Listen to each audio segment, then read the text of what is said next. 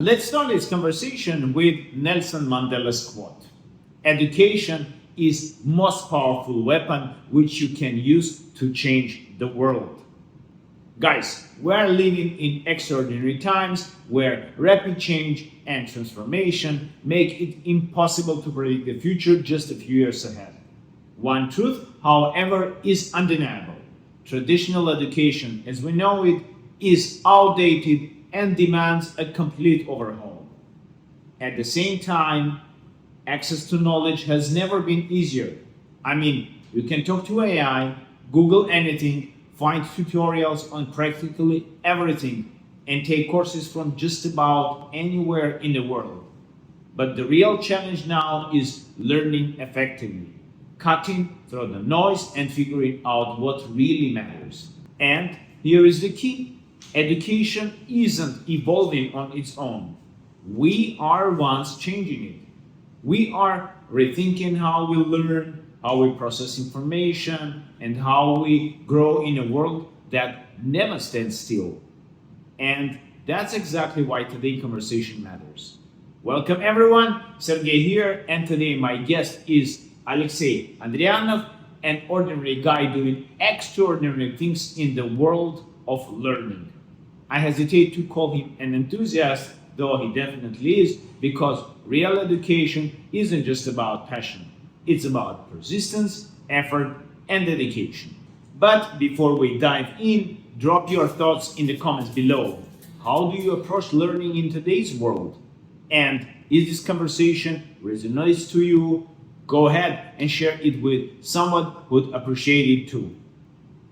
All right, Alexey, welcome and let's get started.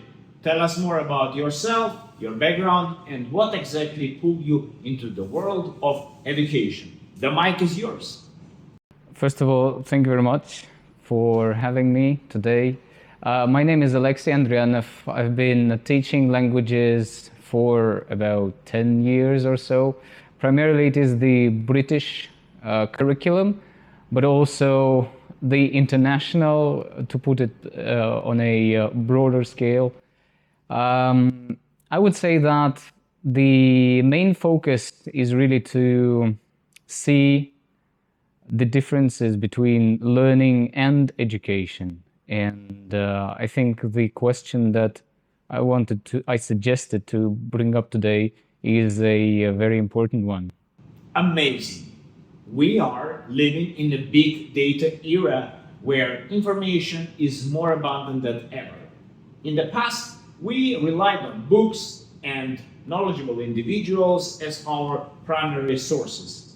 Now, with AI and the internet, answers are just click on a conversation away. But here is the challenge. While we have more knowledge at our fingertips, separating valuable insights from misinformation is harder than ever. Alexey, how do we navigate this overwhelming information landscape? How do we filter through the noise and ensure we are consuming accurate, meaningful knowledge? That's one of the major questions nowadays, I think, and maybe it's better to split up between children and like ordinary people, adults. So, and maybe there are some similarities between the two as well. So if we start with the similarities, I think that both children and adults may be overwhelmed, which is, given the context, one may say that it's natural, a natural outcome.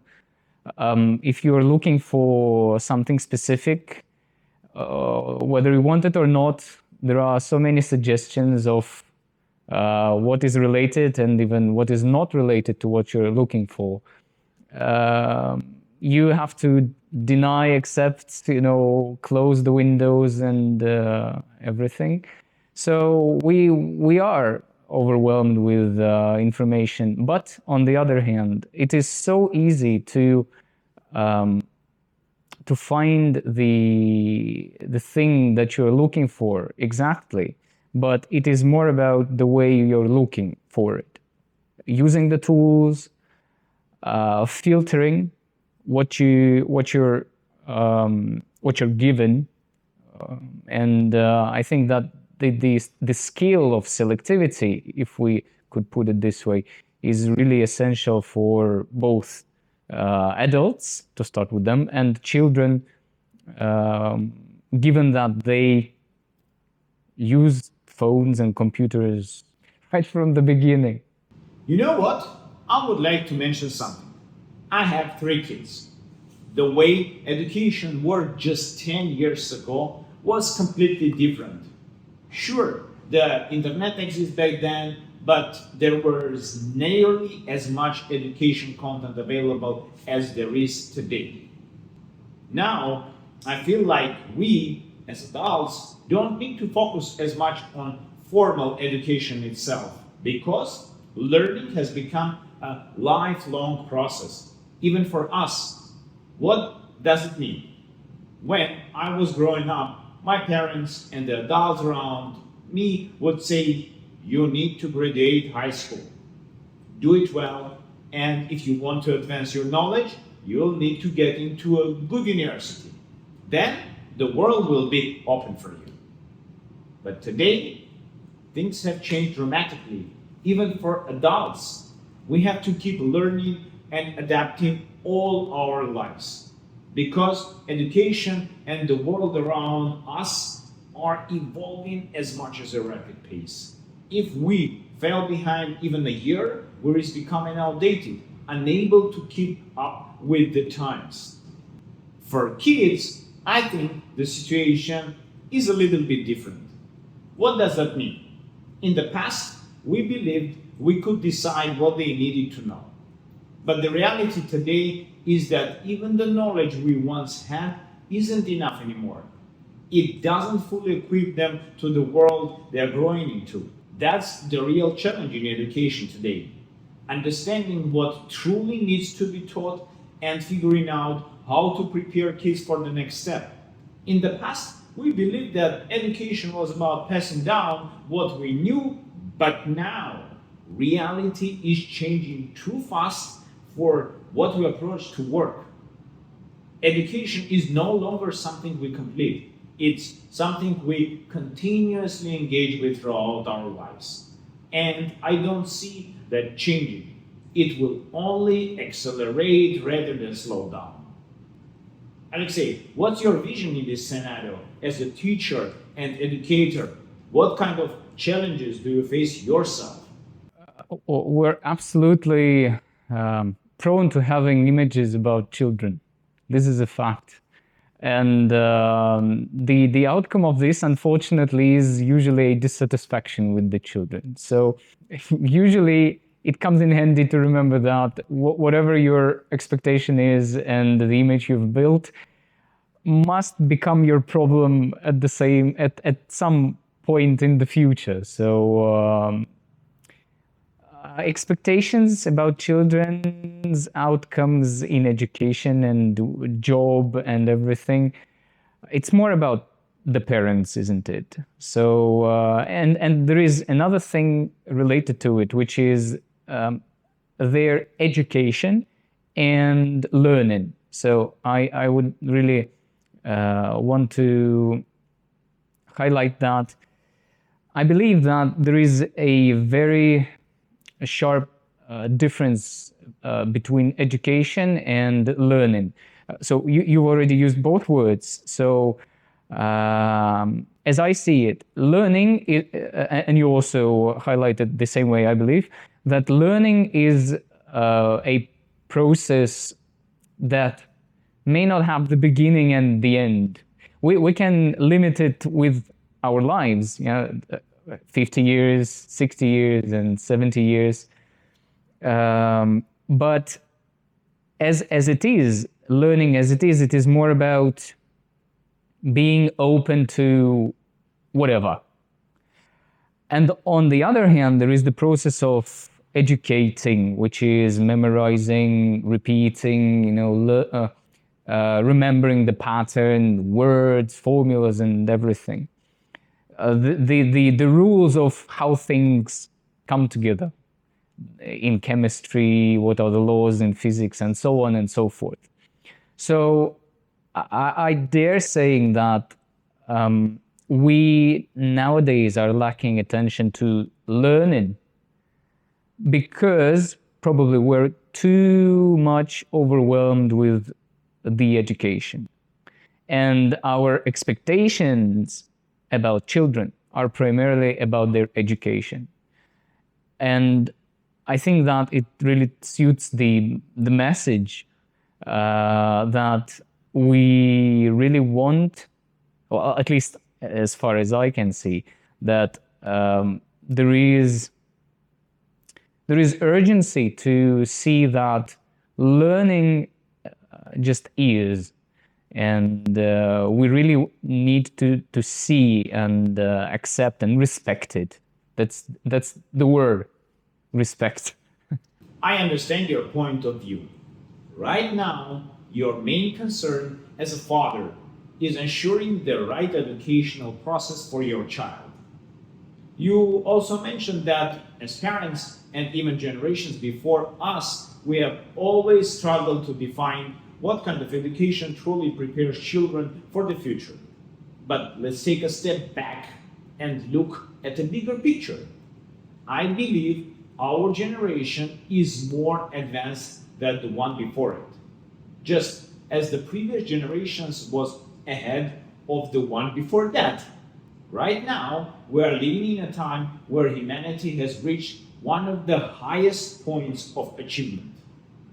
When I compare our lives to those of past generations, when I listen to the stories about how they lived, I realized I wouldn't want to experience life the way they did. They passed down their traditional ways, hoping to make things better, but there really is those methods doesn't fit the world we live in today. The knowledge they relied on no longer aligns with our current needs, even if it seems like they had the best understanding of life back then. We can't simply go backward. Now, look at what's happening today. First, no one from older generations truly grasps how AI works. They are completely disconnected from it. Yet, AI is driving the future. Second, consider the internet and the digital reality we live in. We spend more time online than we do in real life. Conversations aren't just casual exchanges anymore, they are content. We create, broadcast, and reach audience in ways that were once unimaginable. And the third point, the way we consume information. Schools and universities are still providing highly structured traditional knowledge. They teach formulas, equations, and skills that don't necessarily fit into modern life. Honestly, I don't need complex math formulas in my daily life. And when it comes to survival, no one is focused on learning how to grow food anymore. We just buy it. The necessities of life have shifted, and education hasn't fully caught it. What does this mean for the next generations?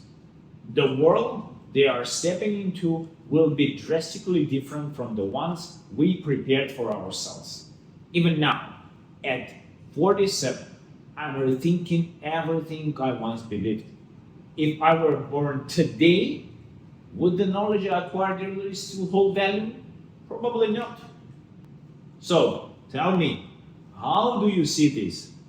Do we have a clear understanding of how AI and big data can truly help you educate your own children or others? Can these tools create meaningful learning experience? More importantly, can they bring happiness into the learning process? This isn't just our personal dilemma, it's a shared challenge for everyone. AI is reshaping countless fields, education included.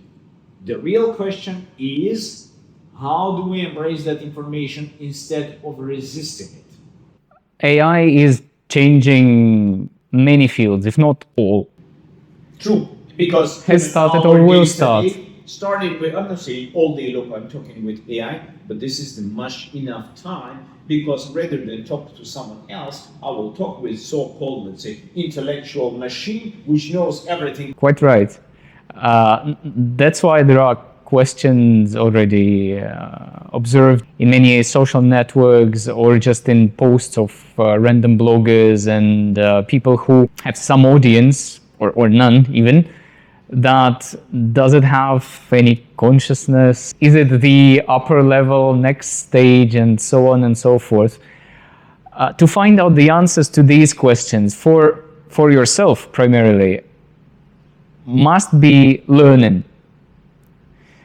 And to be speaking about the details and gathering the data, memorizing stuff, and writing down what the AI tells you in response to these questions is more about gathering the information necessary, to answer that exact question.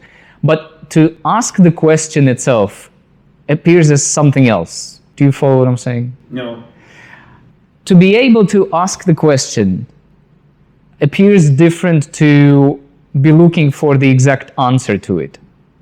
True. And we must be very lucky to have a tool of receiving an instantaneous answer.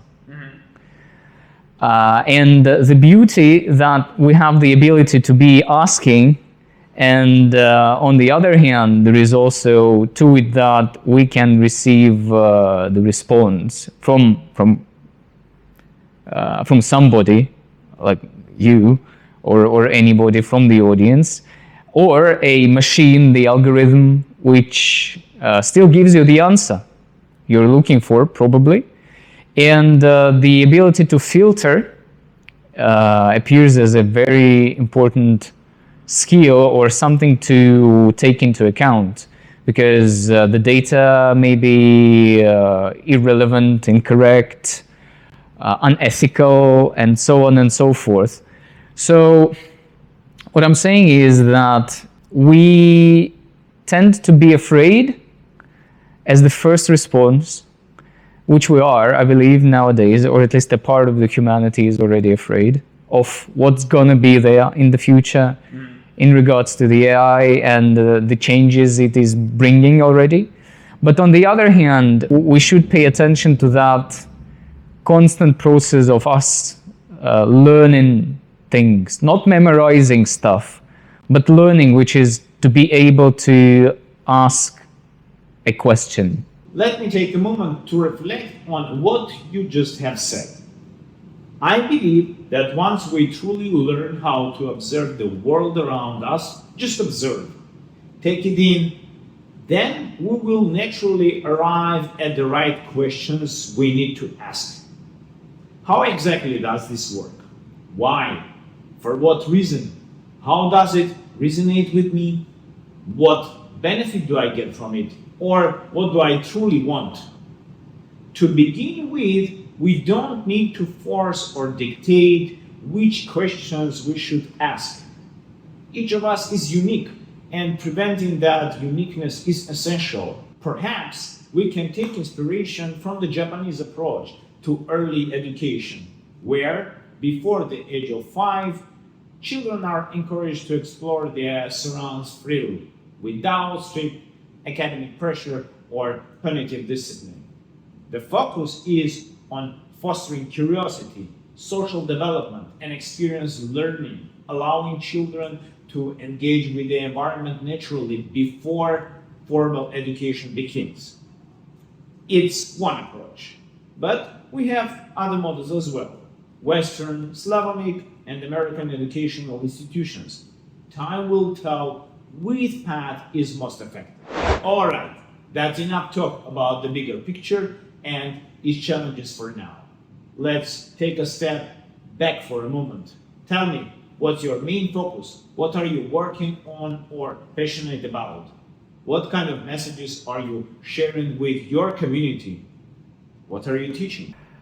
I would say that to be attentive to those questions that you're not thinking about in a prepared way, but rather to pay attention to the questions at the moment they appear is very necessary for any human being, whether it is a child, which must be more difficult, whether it is an adult, and not only to be asking these questions, but just to see that they arise. I believe that this is the respect. Once again, we're bringing up the word. I've thought about it just yesterday. I thought about it yesterday that there is some irony, and I think that it's worth sharing, that in the word respect, the meaning is to look at, once again, re plus spec, which is do once again, repeat, rethink, pay attention, or pay attention once again. But at the same time, on the other hand, respect is a quality. And a quality of respect is related to the first meaning of the word, but simultaneously appears as something probably completely different. Because if you have that quality, you do not really think about paying attention once again to one thing and another time to another thing, but you constantly feel it or share it with whoever you're speaking to or writing to, which I think is beautiful. And a worthy question is really to take a look at whether it's not possessing the quality, but rather, do I have the perfume of that quality, or do I see it in somebody else? Do I kind of smell it in somebody else? You know what I mean? And I believe that this is the message worthy of spreading and sharing and looking into. I believe this is I would say one of those purposes of having channels and sharing videos, producing stuff in the written, spoken form, any. I would like to go a little deeper into understanding what respect truly means from your perspective.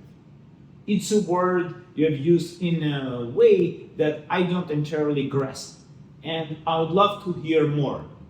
How do you define respect? What does it mean in your ideal scenario? Let's go together into this. So if we say that respect, in my opinion, is this, that I respect a teacher, I respect a parent, it's natural and understandable, right? It's kind of doing no harm physically or psychologically, but at the same time, to have respect for, say, the topic or the question or something else as a quality, as that perfume, may appear as something a little bit different, which is I let it be. If I respect your opinion, it at least means that I am willing to listen to it. I'm willing to listen to you. I am open to what you're saying. I'm not resisting. I don't say that what you're saying instantaneously gives rise to my opposition to the opinion, right? I believe it would rather mean that I'm simply listening to you, and it means that I have that respect. You see, I do not verbalize my respect as this, but I simply do it. And in doing, I give this respect to you. This is what we may be lacking, in that sphere of education, probably globally, because, well, we are human beings. And this is easy to fall into that, I wouldn't say hatred, instantaneously, but the opposition. easy to fall into the opposition rather than to let the other tell you something. To let that question or opinion be born. I believe it's not just about respect. It's about what I'll call artificial respect.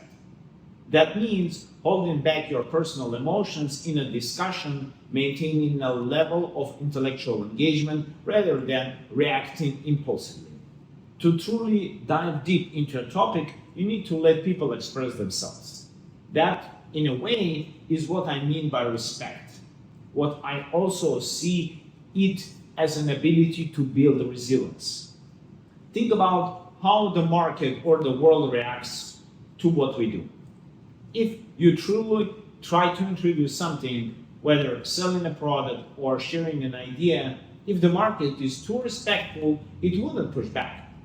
It wouldn't challenge you. Instead, it will simply say, okay, let's try it. But that doesn't help you learn quickly. Testing ideas in the market is like interacting with nature. You want to fly, but if you fail, you instantly learn that something isn't working. In human interactions, we need balance, a buffer, a safety net, so failure doesn't mean immediate disaster. And that's where the digital world plays in a crucial role. This space gives us room to experiment, to try without fear. If you are unsure how to do something, you can test it with AI, you can prototype an idea in the metaverse, you can engage in discussions to see how things reflect in reality. This buffer is valuable. It lets us refine our thoughts before committing to action. Failure, awareness, learning, these are the real building blocks of growth. The ultimate goal is a happier, more mindful, more fulfillment life. And if there is one thing we all seek, it's happiness, a sense of purpose, and a curiosity to keep exploring. In a world of abundant information, having the openness to access knowledge in a profound form of respect for ourselves, for humanity, and for the opportunities ahead. I believe this moment in time is unique. We are more aware than ever before, and AI plays a significant role in that evolution. It doesn't interrupt, it doesn't judge, it just provides insights, constantly open to any question, big, small, unlike traditional learning where we might hesitate to ask something out of fear or judgment. AI becomes every inquiry, and thought that we'll learn whether our questions were valuable or misguided, not through shame, but through exploration. This abundance of information and open communications reshapes the meaning of respect. Education should not be about forcing knowledge onto people. It should be about providing access to information in a way that resonates with them, that feels meaningful. So, yes, I agree. Respect is a powerful concept that needs to be woven into education. But it's not just about delivering knowledge. It's about understanding reactions, fostering choice, and allowing freedom in how we consume information. And in that sense, respect is not just about we give. It's something we create. You know what? Thank you for this conversation. It sparked an interesting idea for me as well. I would also love to hear if you have a message for our community. We know education needs to transform, but where is actually headed? What's your vision for the future? I think that it is absolutely important to create the environment, and the environment that inspires learning is the one which is created between teachers and pupils, teachers and students. So probably it is about transforming where you're starting from both sides, the teachers and the students, into something that, you never know, into something. And in that process of transforming what you have, you're doing stuff. You show each other respect. You respect each other.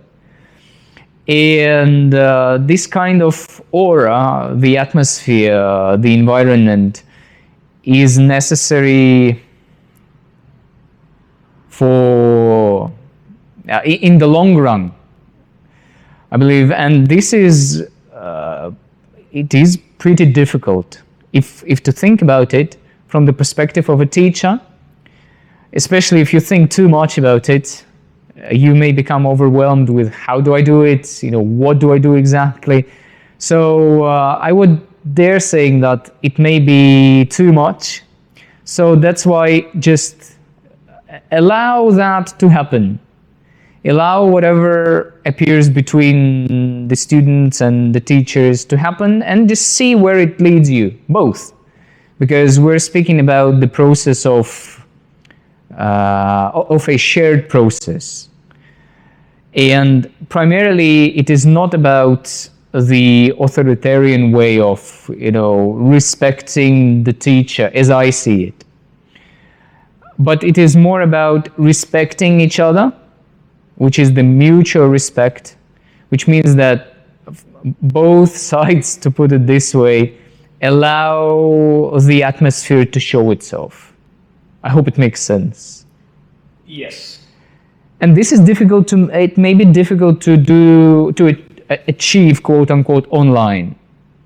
Because there is that channel of communication, the internet and the special applications and so on and so forth. So it does present a challenge, especially online. I got your point, but here is where I have a super controversial argument. I believe that teachers, human teachers, are becoming outdated. In the very near future, maybe we wouldn't need them at all. How do you react to that? I know you're a teacher and you understand how to educate kids, but I think the process itself is becoming increasingly complicated.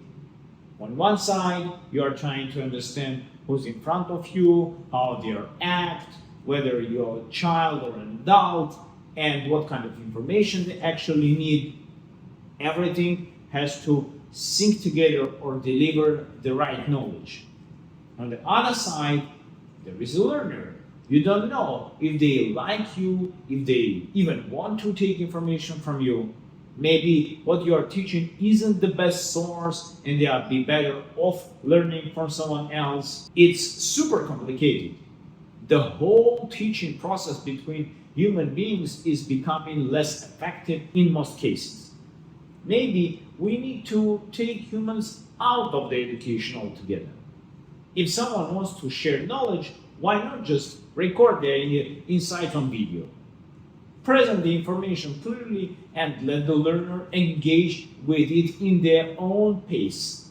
They can replay it, analyze it, discuss it with others who have different perspectives. At least this way, the focus stays on delivering knowledge without the distraction of personal dynamics, storytelling, or unnecessary complications. Education between humans has always excited, but now it's challenging. I could substitute you with a well-designed, intelligent avatar that speaks every language frequently. It could deliver content in exactly the way listener prefers, so they can consume the information effectively without distractions. And here is the thing. Maybe there is no longer even a need for mutual respect between teacher and student. Each learner has their own way of absorbing knowledge. In the end, the goal isn't about who teaches. It's about whether the knowledge is successfully passed on. That's a bold perspective. And it brings up an important question, not just for us here, but for everyone listening. What do you think? Are human teachers becoming outdated, or do you believe their role will always be essential? surely please share the opinions in the comment section below. But first of all, I respect such a take on the issue, and probably it's going to happen, and it is happening, maybe not with teachers, but if you take the sphere of applications in the sphere of education, it has already happened partially, and it will be happening too. But I would dare saying that on the one hand, we have a purpose of gaining knowledge, and the technology does allow for it easily. Probably, yes, nobody needs, somebody speaking at the moment in front of you, and so on and so forth. And on the other hand, if there were no teachers or nobody to share the moment of, finding something out together, I don't know whether the artificial intelligence allows for such a moment or such a context happening, whatever the word is. So, to put it in short, to use the artificial intelligence to gain, filter and memorize things, absolutely yes. But once again, speaking of the role, the aim, purpose of the teacher, as far as I can say, is that teachers are truly responsible for the future generations. And when one asks such a question, when a teacher asks themselves a question, what do I see the future generation like? And how am I responsible for this, for them? This is something really that must be shared at the moment of, being with them, with the pupils, with the students, with the community.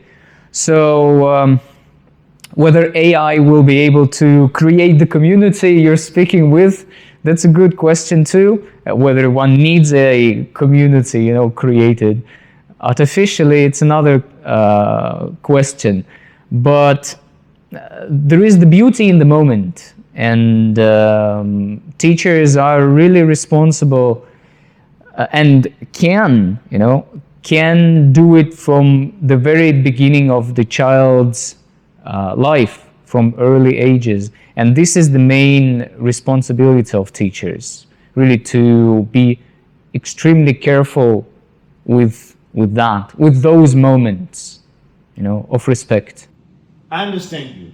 And as a closing remark, you know what? All of us are born into this world without proper instructions on how to live. Absolutely. It's absolutely true, right? We arrive surrounded by an environment we have to navigate, figuring everything Fit out in the for pattern ourselves, already. yes, with no guide, no blueprint. Even experienced teachers don't hold all the answers. Maybe they have a clue or an idea about how they personally want to live a better life, and they try to pass that down to their children, to their students, to those they wish to nurture. But here's the real question. If a child is raised exactly how they teach or parents envisions, will they truly be satisfied with their life? No one knows the answer. Time simply shows us patterns. What we do seek is that when a child follows their own curiosity, when they seek information their way, they tend to be much happier than if they follow instructions exactly as given. That's why freedom matters. That's why respecting their choices matters. A child is not a tool, not a device, not an extension of someone else's vision. They have their own life. That's the first true act of respect of teacher can offer, to recognize the autonomy of the individual they are guiding. And second, today we have access to an incredible wealth of information. We have inherited knowledge from previous generations, and thanks to technology, we can now record and store that information better than ever before. In the past, if I wanted to learn something, I'd have to go to you. You'd speak from memory, from your experience, and offer knowledge that I could absorb. But now, teach has evolved beyond that. Digital memory, stored information, it surpasses our natural ability to recall and retain everything. We can preserve knowledge from the very first recording moment, making it accessible to all. And because of this technological expansion, we have a new opportunity to explore life in ways we never could before. Personally, this is why I am on this journey. It's why I run this channel, a space focused on technology, on the future, on what we ahead. So, thank you for your meaningful connection for this discussion, and thank you everyone who tuned in. And before we wrap up, perhaps you'd like to share a message with the community. The floor is yours. I believe that a worthy message, in short, is just take a moment whenever you feel like and catch that feeling of really being attentive, and probably the meaning of the word respect to the moment will give rise in you to itself. Thank you so much. Thank you very much, Sergey.